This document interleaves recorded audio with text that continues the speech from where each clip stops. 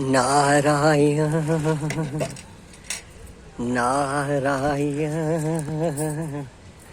गंगे हर नर्मदे हर। हाँ नारायण, गंगा माँ के दर्शन करें नारायण।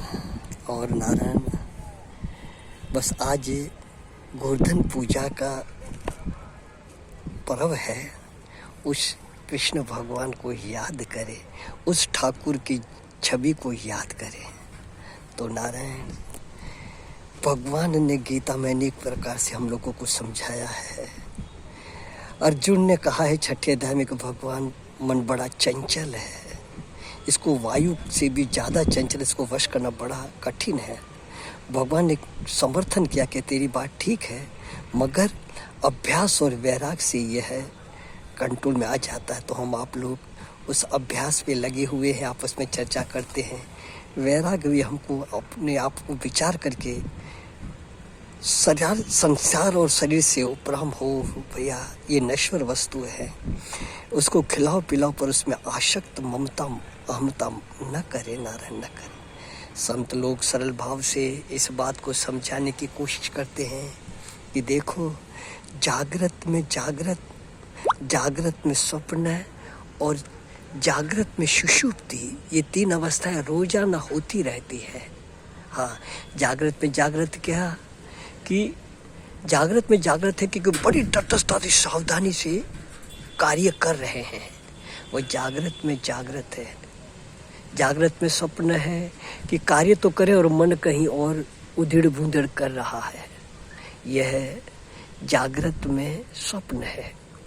और नारायण, जागृत में सुषुप्ति है, बहुत कार्य उलझे हुए हैं संसार में, तो ये तन्मात्रा आती है पर उसमें हमारा ध्यान कम जाता है।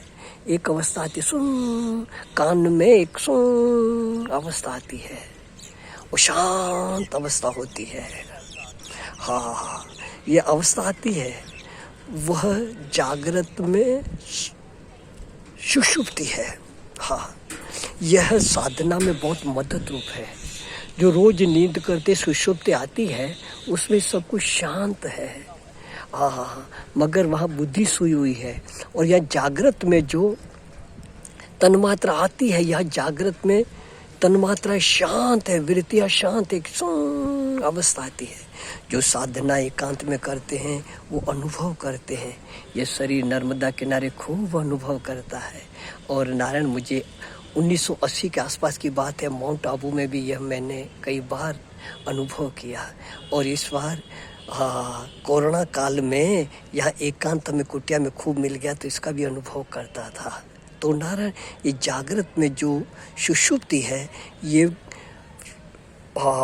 समाधि से भी ज़्यादा महत्वपूर्ण है, क्योंकि समाधि में तो वृत्तियाँ निरोध करते हैं, प्राण को रोकते हैं, तो यहाँ व्यक्तित्व अभिमान बना रहता है। और वो जो जागृत में सुषुप्ति है, वो सहज में परमात्मा की तरफ से मिल रही है, उसको समझो। तो नारायण कहते समझ समझ समझ, समझ से परे है उसको समझ, जो उसको ना समझे मेरी समझ में वो है ना समझ। इसको ही श्रद्धेय स्वामी राम सुखदास जी चुप साधन कहते हैं। तो नारायण, इस बात को विचार करके इस अवस्था को बढ़ावें और निष्ठा करें। ये गंगे माँ वो अवस्था में निष्ठा करवा दे। सुखी रहे सब सर्वदा, सभी रहे निरुद्ध, सबका कल्याण हो। गंगा माँ न किंचित किसी को दुख हो, गंगा माँ न किंचित किसी को दुख हो। गंगे मैया की जय। नारायण नारायण, जय राम जी की।